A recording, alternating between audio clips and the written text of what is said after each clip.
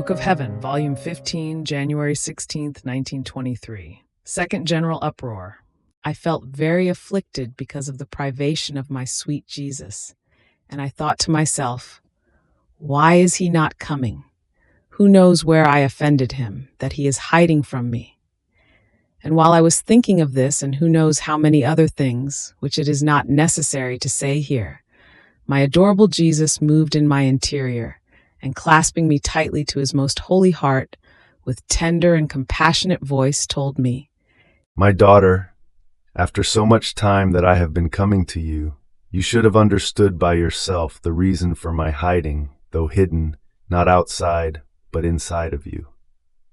Then sighing strongly, he added, It is the second general uproar that the nations are preparing, and I will remain posted in you, and as though on the lookout, to see what they are doing.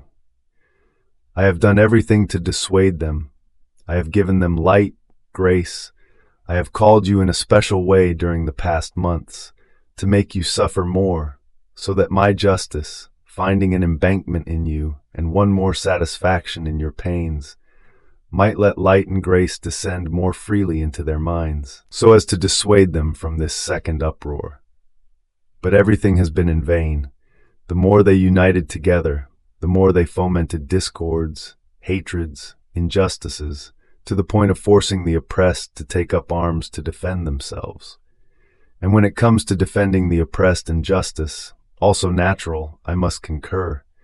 More so, since the nations which appear to be victorious have succeeded on the basis of the most perfidious injustice. They should have understood this by themselves, and be meeker toward the oppressed. On the contrary, they are more inexorable, wanting not only their humiliation, but also their destruction. What perfidy, more than diabolical! They are not yet satiated with blood. How many poor peoples will perish? I grieve, but the earth wants to be purged. More cities will be destroyed. I too will claim many lives through the scourges I will send from heaven, and while this happens, I will remain in you, as though posted and on the lookout. And he seemed to hide more inside of me. I felt immersed in a sea of bitterness because of this speaking of Jesus.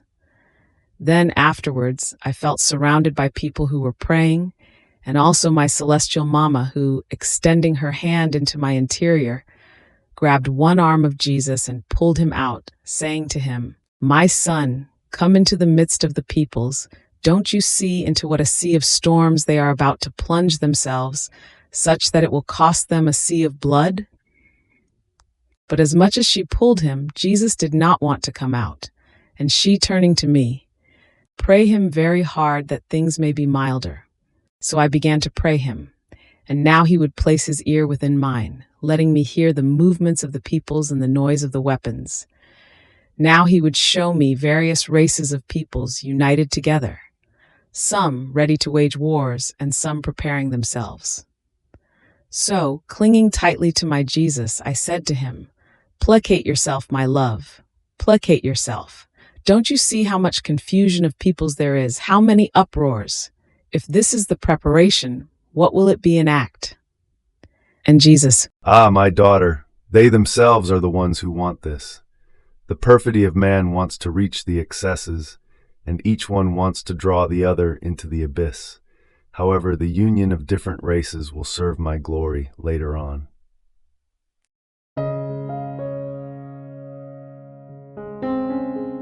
thank you for being a part of our community here at Divine Will app.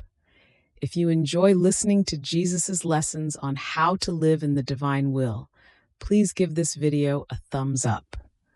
Your likes help us reach more souls yearning to live in the kingdom of the divine will. We'd love to hear your thoughts and reflections, so drop a comment below. Your insights not only enrich our community, but also inspire others on their spiritual journey. And don't forget to subscribe to our channel. By joining us, you're helping to spread the news of the kingdom of the divine will, so that together we can bring his kingdom to reign on earth as it is in heaven. In the divine will, always.